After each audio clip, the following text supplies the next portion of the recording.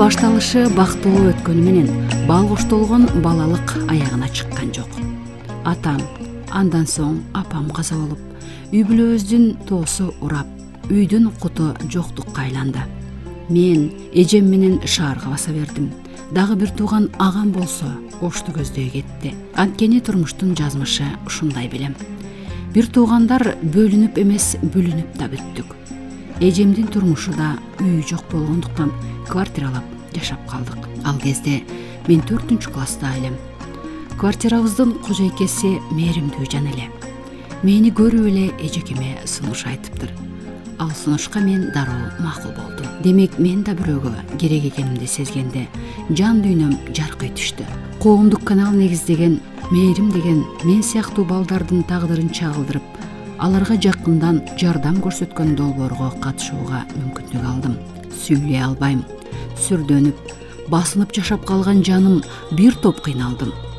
Мээримдүү адамдар мени сүйлөтөнү үйрөтүп, тагдырымдын алдында бийик болууга жол көрсөтүштү.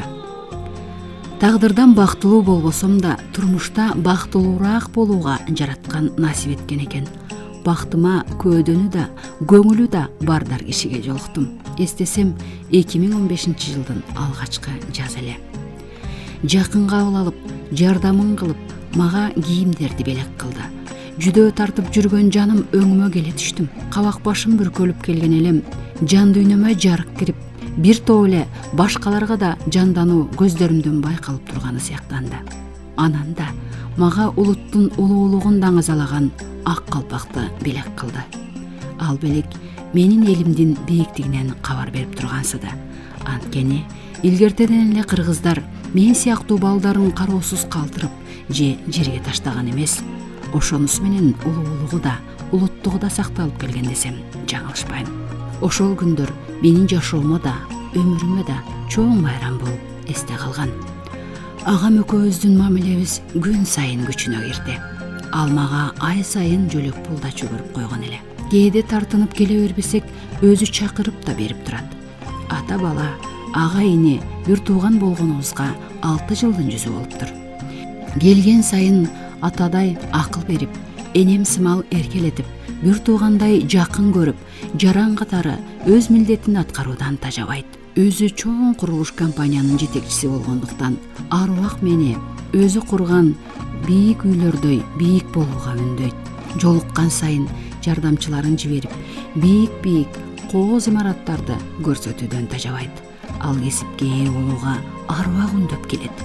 Ал кезде мага көрсөткөн үйлөр бүтүп, шаардын көркүнө көрк кошуп, бирок азыр мен сыяктуу эмес, ата энелүү балдар бактылуу жашап жатышат. Сен дагы келечекте ошондой үйлөрдө жашашың керек деп мени алга кадам таштоого чакырат. Эсимде дагы бир жолу агай мени кезектеги жолугушууга чакырып калды. Барсам баягыдай шайдуу от күлүп жайнап тосуп алды. Үстүмө жылуу кийим, баягыдай бийиктикти баалаган адам ак калпакты башыма кийгизди. Анда мен калпактын баркын билип калган кезим, аргандай кечелерде ал белекти баштан түшүрбөй кийип жүрүүгө аракет кылып жүрдүм. Ал кез 2017 жыл эле.